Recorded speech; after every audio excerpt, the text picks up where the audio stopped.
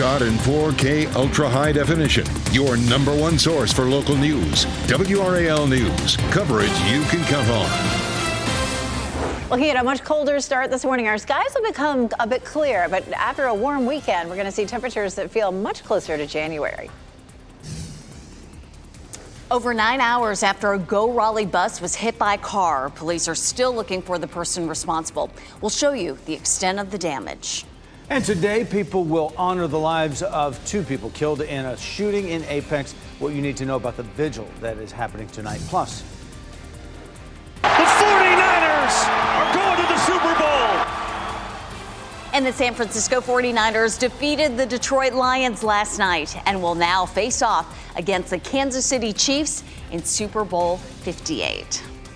Oh, when I went to bed, the Detroit Lions were up, and I woke up and I saw the headline. I'm like, no.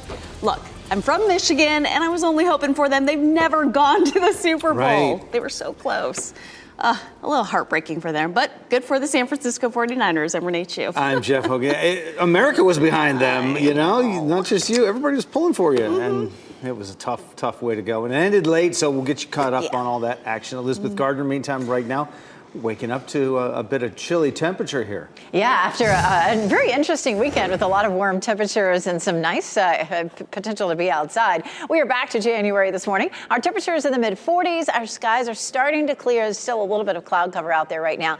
Hour by hour, we're looking at our temperatures climbing just into the 40s this morning, and then we'll see highs in the mid-50s for this afternoon. We are looking at another cool start for tomorrow morning, closer to freezing, and our highs are in the 50s for most of the week. It looks dry for today and tomorrow, but I'm tracking some rain for Wednesday, and we'll walk through that hour by hour coming up. Elizabeth, thanks. This morning, police are searching for a driver they say hit a Go Raleigh bus. This happened last night at the intersection of Oak Road and Carolina Pines Avenue. This is video from the WRAL Breaking News Tracker. You can see the damage to the front of the Go Raleigh bus as well as to the windshield. Someone was taken off the bus and put into an ambulance. Raleigh police say that person had minor injuries. The other car involved ended up off the road, and the driver left the scene. Police don't have a clear description of that driver yet. Today, people living in Apex will gather to hold a candlelight vigil honoring the 2 women who were shot and killed there earlier this month. WRAL's Laura Levine will join us live from Apex Town Hall about this event that's happening tonight. Laura. Jeff, good morning. Tonight, the town will light this water tower here behind me on Hunter Street purple once again, showing that symbolic color of healing for the entire community of Apex and, of course, the families impacted. Mayor Jock Gilbert tells me that it was the families, it was the community who wanted those next steps to support the families during this very difficult time. Now we know 69-year-old Nancy Taylor and 37-year-old Gabrielle Raymond were gunned down in their neighborhood. After this unspeakable tragedy, Apex Town Council held a moment of silence at last week's meeting. Mayor Gilbert tells me tonight's vigil was organized by the police department. The mayor, police chief Jason Armstrong, and a spokesperson from both families will share remarks. Apex is all about unity, and not just during times that we can celebrate things, but when there's moments of uncertainty, it's crucial that we come together. No one needs to be isolated. We need to take steps together in healing, and this is an opportunity to do that. Now, the suspect, Harry Hardman, lived in the same community as where the women were killed. He will be back in court on Monday, February 5th. Following those remarks tonight, the community will light candles together. The vigil begins at 5:15. Laura Levine, WRAL News. We're live in Apex. Crime continues to be an issue for businesses in downtown Raleigh. Today, the Raleigh police chief will meet with the Glenwood South Business Alliance for a conversation about how to address this. WRAL's Kelsey Coffey joins us live now from Glenwood South. Kelsey, already there are changes in effect to help reduce crime in that area. Renee, it's no secret that crime is up here in Glenwood South, and today the Raleigh Police Chief and the Glenwood South Business Alliance are going to meet to talk about solutions. But we're going to put this increase in crime into perspective. So the city released new data about crime in this area from Raleigh Police, and it shows police seized 61 illegal guns from October to December last year, almost triple the amount of guns seized during the same time period in 2022. And that data only includes guns seized in Glenwood South, no other areas in Raleigh.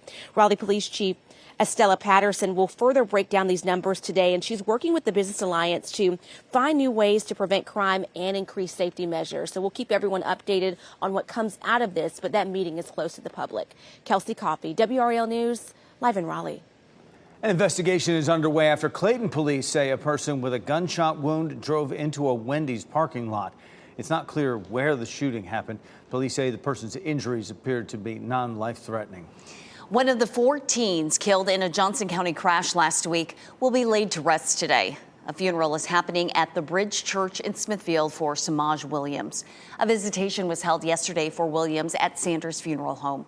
There was a funeral service for one of the other victims, Freddie Saris, on Friday.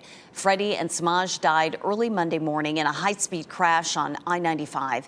Alan Lockamy and Christopher Jackson were also killed in that single vehicle crash. For the first time since the start of the Israel-Hamas war, 3 U.S. service members have been killed. It happened yesterday during a drone attack at an outpost in Jordan. More than 30 others were injured. President Biden is speaking out, blaming Iran-backed militants and saying, "We will respond." We don't know yet who was killed as we wait for the families to be notified. U.S. Central Command says 8 of the injured people were evacuated to receive higher level care and are in stable condition. This morning on Today, the latest on the deadly attack on American troops in the Middle East and U.S. response. The Today Show starts at 7 a.m. on WRAL. Pro-Palestinian protesters blocked off part of a downtown Raleigh street. This happened yesterday on East Target Street near Moore Square.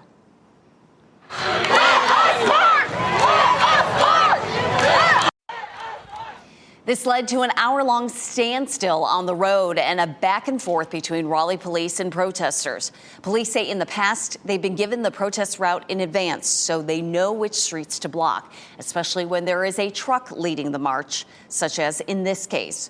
Officers say they weren't given the route this time. Protesters eventually ditched the vehicle and police let them proceed.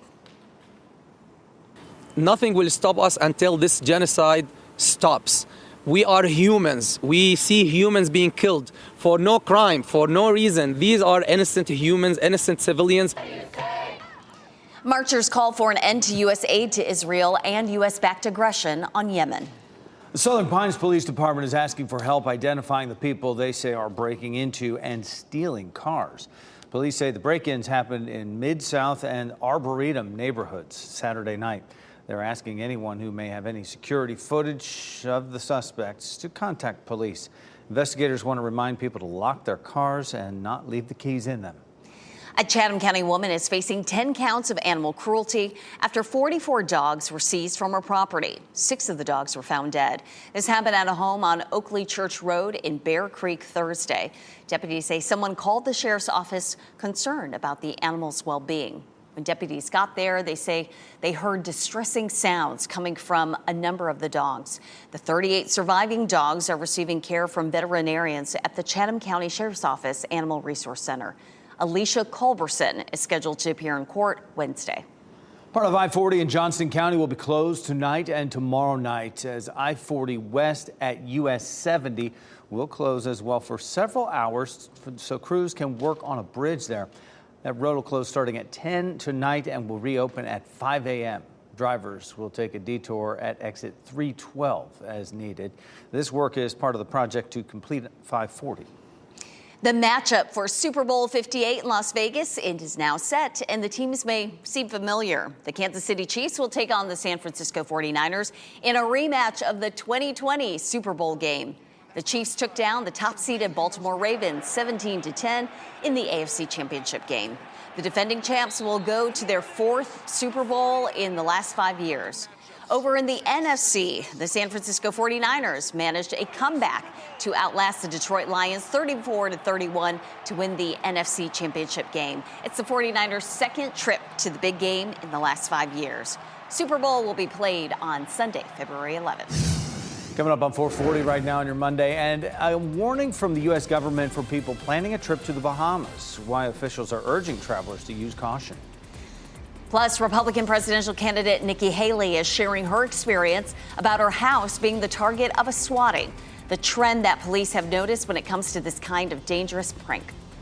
Also, a live-looking Clayton for you this morning. A cooler start as we get going here, and cloudy skies expected throughout the day. Meteorologist Elizabeth Gardner has our 7-day forecast coming up. From the WRAL Severe Weather Center, North Carolina's most experienced team of meteorologists. 443, it's a nice quiet morning out there for us. It was an interesting weekend with some warm conditions here, some wet weather. We're back to just normal quiet conditions. We're going to see skies clearing pretty quickly for us this morning. This is a live look at Chapel Hill.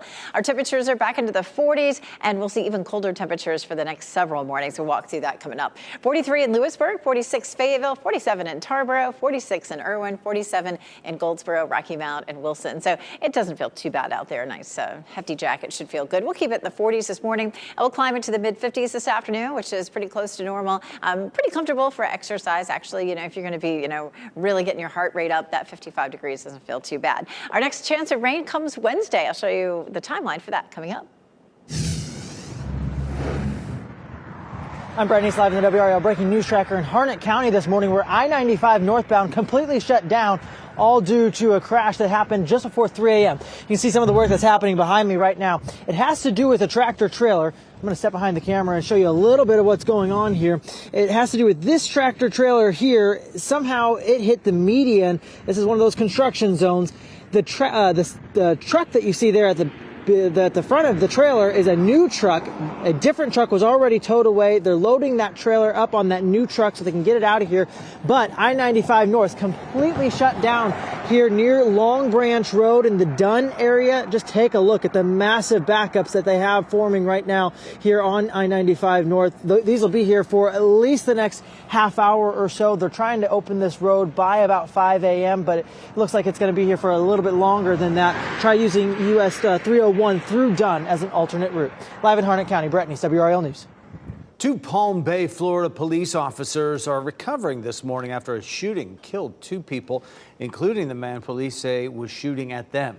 Officers responded to a domestic disturbance Sunday afternoon. Shortly after getting there, officers encountered a 24-year-old Brandon Pappas. There was an exchange of gunfire there between Pappas and officers that resulted in injuries to 2 officers. Pappas was shot and killed following a brief chase. Another person who has not been identified was also killed during the shooting. An investigation continues.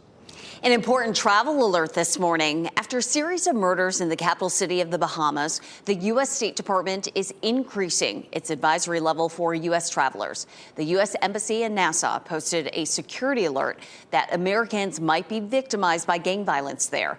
There have been at least 18 murders there so far this year. Travelers to the Bahamas are advised to keep a low profile, be aware of their surroundings, and create security plans. House Republicans are moving forward with articles of impeachment against Homeland Security Secretary Alejandro Mayorkas. This comes after an inquiry was launched against Mayorkas over the current state of illegal immigration in the U.S. The first article claims the secretary refused to comply with the law, specifically portions of the Immigration and Nationality Act. The second article argues that he breached public trust by having knowingly made false statements and knowingly obstructed the oversight of the Department of Homeland Security. The committee will consider the articles tomorrow. Republican presidential candidate Nikki Haley is sharing how her South Carolina home became the target of swatting last month. That's when someone makes a fake emergency call, often reporting violence at a victim's home, serious enough for a heavily armed SWAT team. Haley said on Meet the Press her elderly parents were there when the SWAT team showed up. Thing you want is to see multiple law enforcement officials with guns drawn pointing at my parents and thinking that something happened. It is an awful situation. On Saturday, House Republican Whip Tom Emmer said his Minnesota home was also swatted. He posted on social media that his family was targeted, and thankfully no one was home at the time.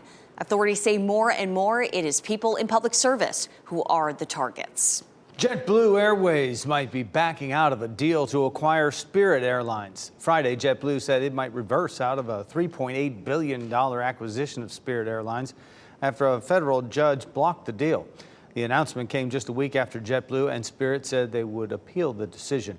JetBlue said the deal could be terminated after Sunday if certain conditions weren't met. Spirit said in its own filing it disagrees with JetBlue. The Biden administration is expected to award billions of dollars in subsidies to top semiconductor companies. The Wall Street Journal reports the announcements are aimed at helping to build new factories in the U.S. that will kickstart manufacturing of advanced semiconductors that power smartphones, artificial intelligence, and weapon systems. Announcements are likely to come before President Biden's State of the Union address that will be on March 7th. North Carolina's Department of Transportation is looking to hire on the spot today in Durham. The agency is holding a job fair to fill positions including technician and transportation workers. Officials will be holding interviews on site. The event runs from 9 this morning until 2 p.m. at the NC Works Career Center. That's on South Briggs Avenue. You're encouraged to apply online in advance. It is 4:48. We knew it would happen. Back to normal temperatures. Meteorologist Elizabeth Gardner in the WRAL Severe Weather Center with our coat weather morning.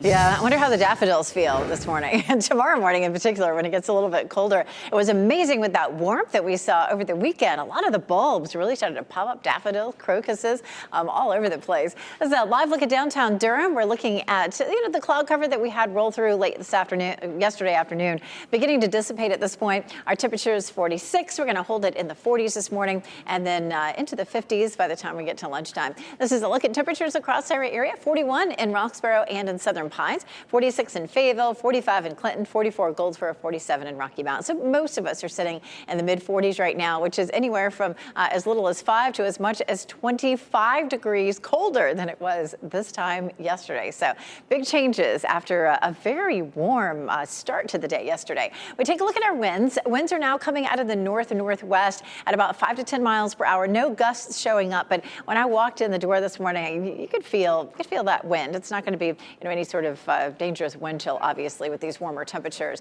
But we're taking a look at our potential wind gusts as we get through the morning. Once we get closer to lunchtime, we could see winds gusting 20 to 25 miles per hour. And by the time we get to the evening, it should be back into the teens, about 15 miles per hour. So just maybe a little bit blustery for us this morning through around the middle of the day. Around town this afternoon, Raleigh 55, 52 in Durham, 57 in Fayetteville. Those temperatures are pretty close to normal. You can see the wind direction, though, coming out of the northwest. That's bringing in some cooler air today, but we'll also see clear conditions. So we're looking at blue and yellow sort of trading places here across North Carolina over the next few days. So that really means it will be pretty close to normal. Blue's a little below normal, yellow's a little above normal, and we're going to hold it either at or maybe a touch below normal for the next few days. Our normal low is 32, and that's what we'll end up seeing tomorrow morning, but we're a little above it on Wednesday and Thursday in the mid to upper 30s, and we'll see near normal highs. Our normal high is 53, it's 55 today, 51 on Tuesday, 48 on Wednesday. Wednesday's the day that we'll likely have some rain that moves into the area. It's really the only day this week that we have rain in the forecast,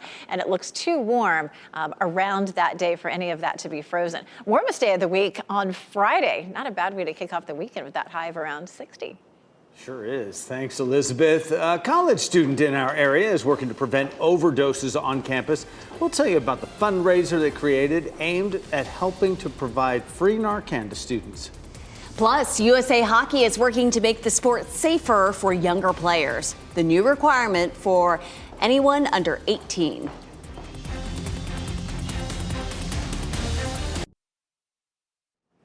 An NC State student is raising funds to help fight overdoses on campus after 2 students died from overdoses last year.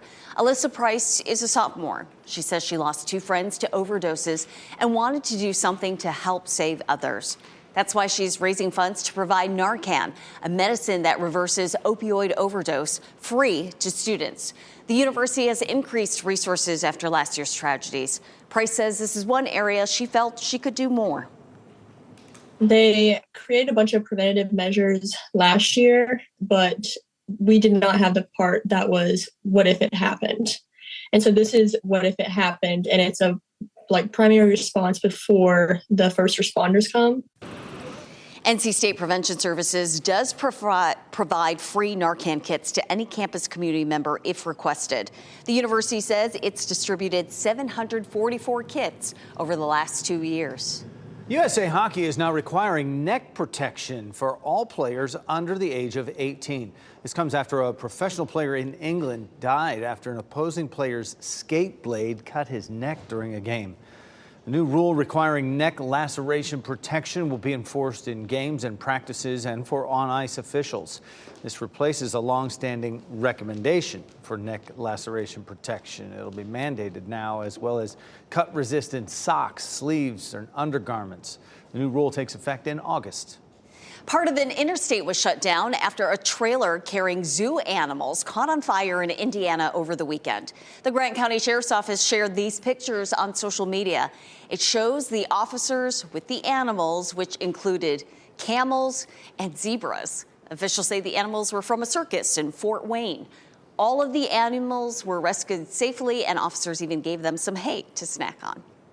A weekend in Florida for professional wrestling fans like none other. This WWE held its annual Royal Rumble in St. Petersburg Saturday night. More than 44,000 people were there to watch the women and men compete at Tropicana Field. It's a new record attendance for what is a baseball stadium down there. Bayley won the women's Royal Rumble match. Cody Rhodes won the men's title, and both will have a chance to compete for championships at WrestleMania. 4:57 right now. Breaking news out of Harnett County. There's an accident involving a tractor trailer that has I-95 North shut down near Dunn right now. And Brett Neese is on the scene in the WRAL Breaking News Tracker. The Apex community will come together today to honor the lives of 2 women murdered earlier this month. WRAL's Laura Levine will join us live in our next half hour to tell us about a candlelight vigil. Also, a discovery made in the Pacific Ocean could hold the answers to one of America's biggest mysteries. What happened to Amelia Earhart? WRAL's Ken Smith will join us at 5 to tell us about what explorers found miles under the sea.